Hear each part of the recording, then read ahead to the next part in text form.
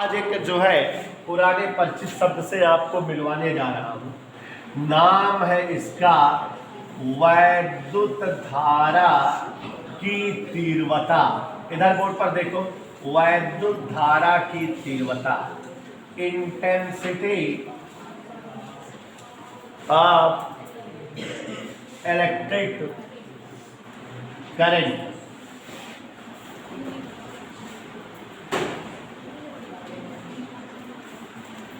देखो बेटा, हमारी फिजिक्स में विद्युत धारा की तीव्रता का सही नाम, विद्युत धारा की तीव्रता ये जो हमारी है, इसको हम जो है आम बोलचाल की भाषा में इसे जो है विद्युत धारा कहते हैं। माने इसका प्रचलित नाम विद्युत धारा है।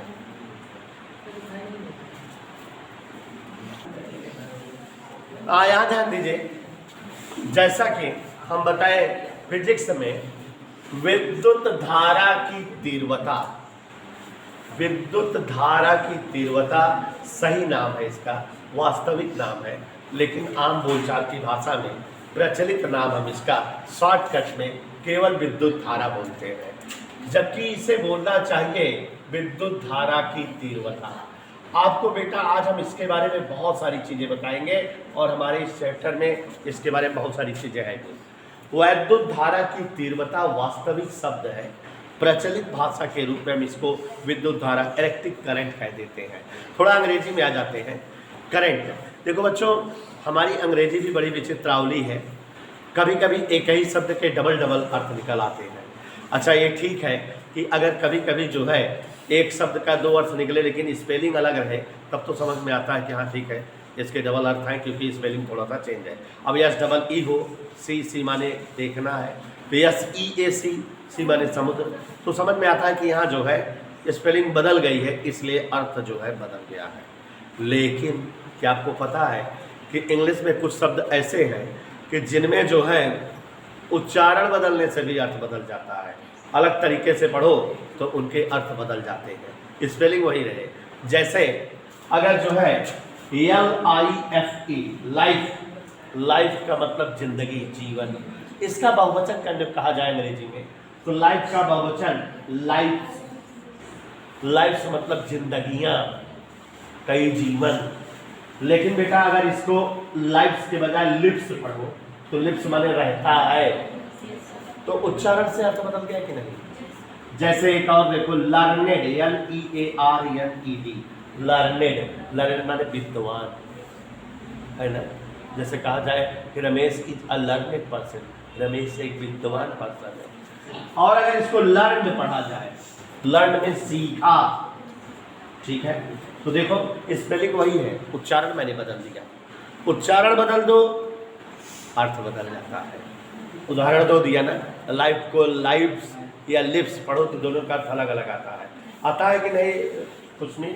लर्नेड, लर्नड, दोनों अलग अलग तरीके से पढ़ रहे हैं, अर्थ अलग अलग हो जा रहा है। स्पेलिंग बदल जाए तभी अर्थ बदल जाता है, उच्चारण, पढ़ने का भाव बदल जाए तभी अर्थ बदल जाता है, और बिल्कुल दूर दूर तक संबंध नहीं, दोनों अलग अलग अर्थ दे देते हैं। लेकिन न उच्चारण बदले और न स्पेलिंग बदले, तब अर्थ बदल जाए। तो देखा है ऐसे कोई शब्द जिनमें जो है उच्चारण और स्पेलिंग दोनों जो है सेम रहती है, फिर भी अर्थ अलग होता है? नहीं देखा है। तो दिखा रहे हैं, याद आ जाएगा। डेट, DATE, डेट के तीन अर्थ होते हैं, समझ रहे हो। डेट का अर्थ दिनांक, तारीख, यही डेट पढ़ रहे हैं, स्पेलिंग भी यही है। और डेट का अर्थ होता है खजूर, जो खजूर खाते हो उसकी भी अंग्रेजी डेट होती है ना। और डेट का मतलब है कहीं जाना, जैसे कहते हैं डेट पे ले जा रहे हैं, तो मतलब कहीं जा रहे, पार्टी होती, तो यहाँ डेट शब्द का वह भी अर्थ होता है। तो अब ऐसे ही क्रिकेट, क्रिकेट पढ़े हो, क्रिकेट का मतलब होता है झिंगुर, और क्रिकेट का मतलब मैच, क्रिकेट मैच जो आप खेलते हो। डबल अर्थ आ गया कि नहीं, स्पेलिंग वही, उच्चारण वही। वैसे ही बता दे भाई, बढ़िया बढ़िया सही जगह। दिल, DIL,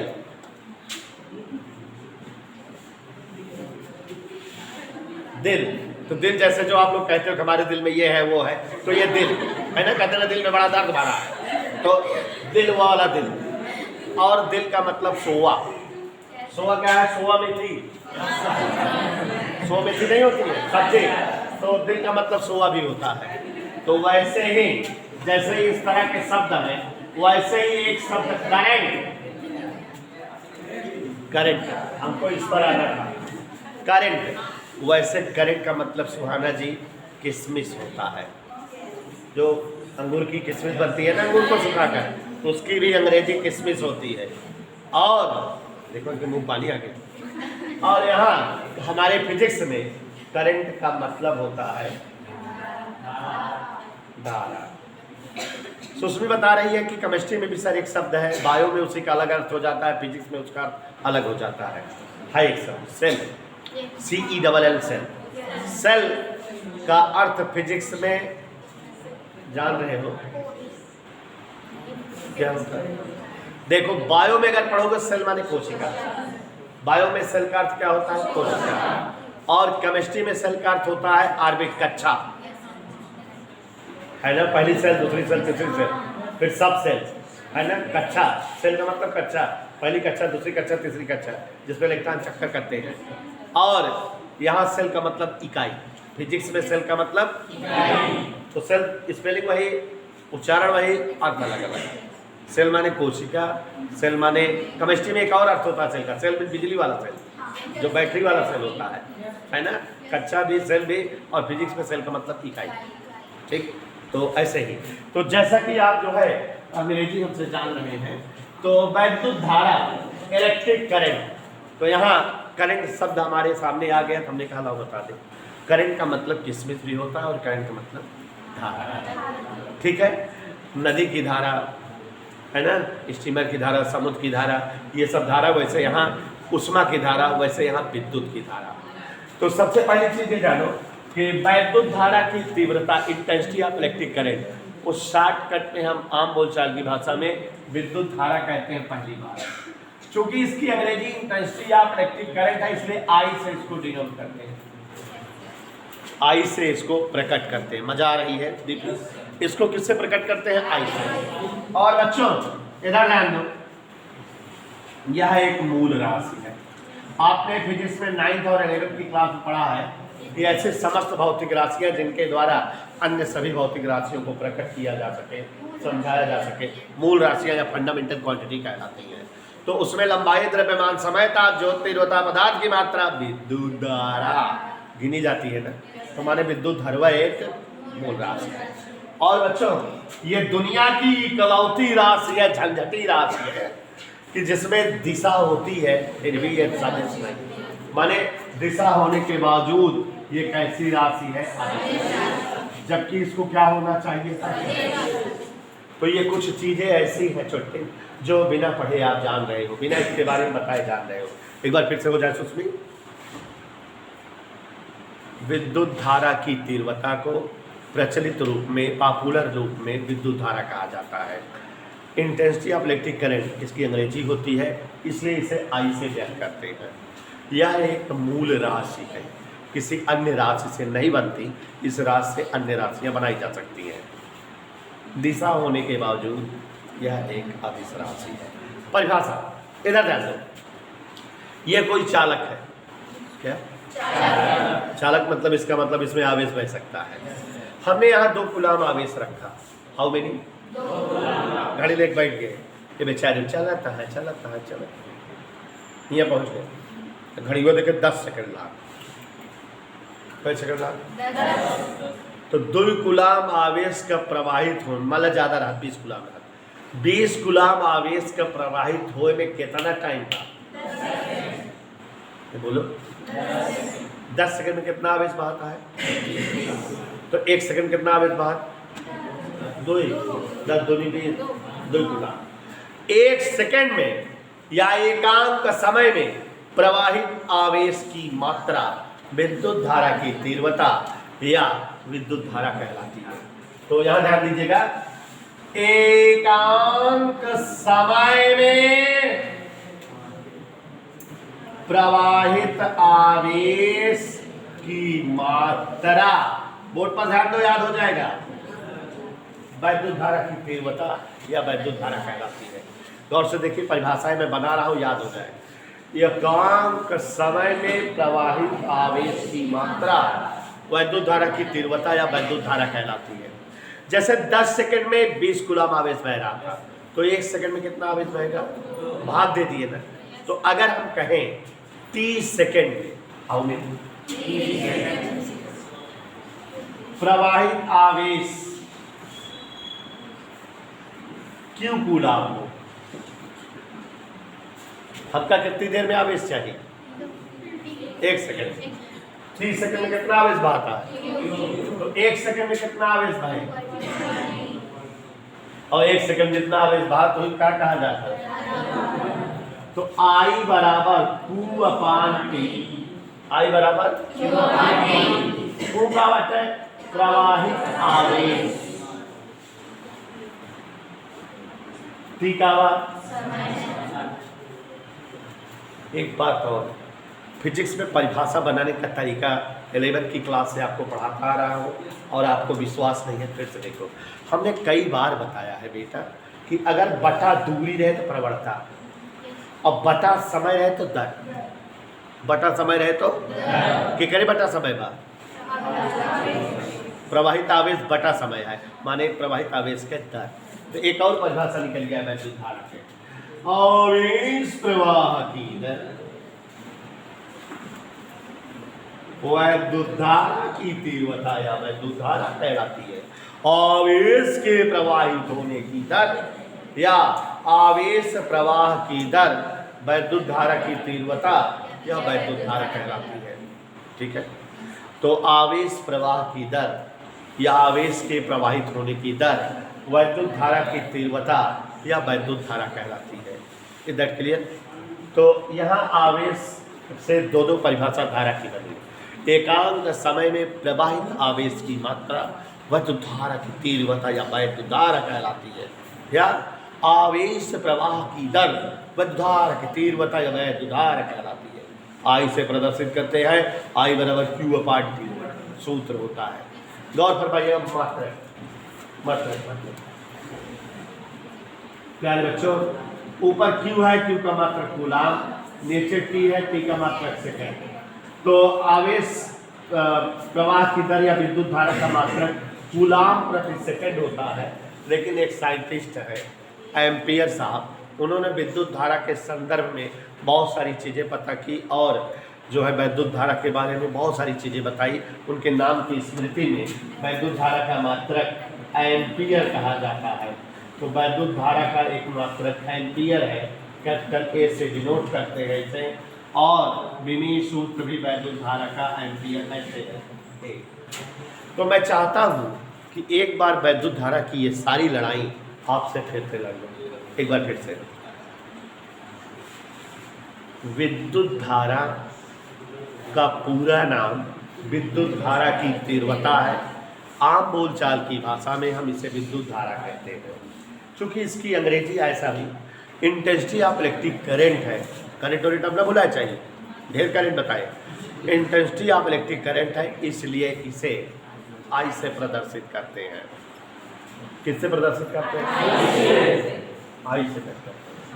यह एक मूल राशि है और यह एक अदिश राशि है। इसका विमीय सूत्र बड़े ब्रैकेट के अंदर एक होता है। परिभाषा, एकांक समय में प्रवाहित आवेश की मात्रा विद्युत धारा की तीव्रता या विद्युत धारा कहलाती है। यदि t सेकंड में प्रवाहित आवेश की मात्रा q हो तो 1 सेकंड में प्रवाहित आवेश की मात्रा q अपान t, यही धारा हो जाएगी। तो धारा का सूत्र I बराबर q अपान टी। q का मतलब प्रवाहित आवेश, t का मतलब समय। तो I का बराबर हो गया प्रवाहित आवेश बटा समय। बटा समय को दर कहते हैं।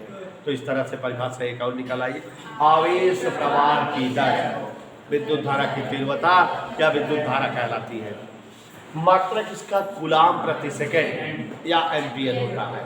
अब यहाँ आपको हम बेटा 1 एम्पियर की परिभाषा निकाल कर दिखाएंगे, जो कि वैद्युत धारा का मात्रक क्या है, 1 एम्पियर है। तो 1 एम्पियर की परिभाषा क्या होता है? 1 एम्पियर 1 एम्पियर ये आई का मात्रक है।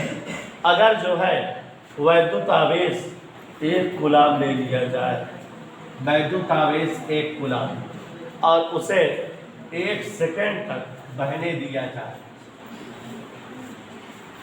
कितना आवेश ले आई? कितनी देर तक बहा? 1 से 1 कट के 1 आ गया। अब कूलाम बटा सेकंड एम्पियर हो गया। परिभाषा बन गया नाम से। यदि किसी चालक से, चलो परिभाषा बन, यदि किसी चालक से 1 कूलाम आवेश 1 सेकंड तक प्रवाहित हो तो प्रवाहित धारा का मान 1 एम्पियर होगा। उल्टा बोलते देखो, उल्टा बोलते 1 एम्पियर वैद्युत धारा वह धारा होती है जो चालकों से 1 कूलाम आवेश 1 सेकंड तक प्रवाहित होने पर प्राप्त होती है। तो उल्टा सीधा चाहिए से बोल दो, किसी चालक से 1 सेकंड में 1 कूलाम आवेश प्रवाहित हो तो धारा का मान 1 एम्पियर होगा। उल्टा 1 एम्पियर वह धारा होती है जो चालकों से 1 कूलाम के आवेश को 1 सेकंड तक प्रवाहित होने पर प्राप्त होती है। समझ में आया? अच्छा एक चीज और, ये जो 1 कूलाम आवेश है, याद करो पहले पाठ में पढ़ाए थे कि 1 कूलाम आवेश बहुत बड़ा मान है आवेश का। 6.25 × 10⁻18 इलेक्ट्रॉन इकट्ठा कर दो मलिक्षेद तो टोटल आवेश 1 कूलाम होता है। तो यहाँ इसको हम लिख सकते हैं 2 इलेक्ट्रॉन का आवेश और 1 सेकंड। कोई दिक्कत? तो 1 एम्पियर परिभाषा और निकल आती है। अगर किसी चालक से 1 सेकंड, अगर किसी चालक से 1 सेकंड में 6.25 × 10⁻18 इलेक्ट्रॉन प्रवाहित हो, माने हम ताड़त रही 1 इलेक्ट्रॉन 2 इलेक्ट्रॉन 3 इलेक्ट्रॉन, इतना इलेक्ट्रॉन भाग जाए 6.25 × 10⁻18 इलेक्ट्रॉन अगर 1 सेकंड में प्रवाहित हो तो वहां पर उत्पन्न धारा कितनी होगी? तो यदि किसी चालक से 1 सेकंड में 1 कूलाम आवेश प्रवाहित हो तो प्रवाहित धारा का मान 1 एम्पियर होता है। या यदि किसी चालक से 1 सेकंड में 6.25 × 10⁻18 इलेक्ट्रॉन प्रवाहित हो तो प्रवाहित धारा का मान। इधर क्लियर? एम्पियर परिभाषा जान के धारा के बारे में जान के। एक और बात, धारा के प्रवाह की दिशा, धारा बहती की धारा है तो धारा के प्रवाह की दिशा जान लो, सवालों में काम देगा। हमेशा उच्च विभव से निम्न विभव की ओर होती है। माने धारा हमेशा उच्च विभव से निम्न विभव की ओर प्रवाहित होती है, अर्थात धारा सदैव धन आवेशों के प्रवाह की दिशा में बहती है। जिधर धन आवेश चलते हैं उधर धारा भी चलती है, या जिधर ऋण आवेश चलते हो, इलेक्ट्रॉन जिधर चलते हो उसके उल्टा दिशा में वैद्युत धारा प्रवाहित होती है। तो धारा के प्रवाह की दिशा क्या है जान लीजिए। धारा सदैव उच्च विभव से, या धारा सदैव धन आवेशों के प्रवाह की, धारा सदैव इलेक्ट्रॉनों के प्रवाह के विपरीत प्रवाहित होती है। हमने अभी बताया बेटा कि धारा दुनिया की इकलौती राशि है जो दिशा होते हुए भी अदिशा है। आपको पता है वेक्टर की परिभाषा पहले थी कि ऐसी समस्त भौतिक राशियां जिन्हें पूर्णतः व्यक्त करने के लिए केवल परिमाण और दिशा दोनों की आवश्यकता हो वही सदिश राशियां होती है। लेकिन बाद में जब धारा वगैरह खोज हो गई जिनमें दिशा परिमाण दोनों था फिर भी सदिश नहीं थे तो परिभाषा बदल दी गई। याद करो परिभाषा क्या थी? ऐसी समस्त भौतिक राशियां जिन्हें पूर्णतः व्यक्त करने के लिए परिमाण के साथ साथ दिशा की भी जरूरत हो तथा जो वेक्टरों के योग का त्रिभुज चतुर्भुज बहुभुज नियमों का पालन करें उन्हें सदिश राशियां कहते हैं। बेटा अगर कोई परिपथ है,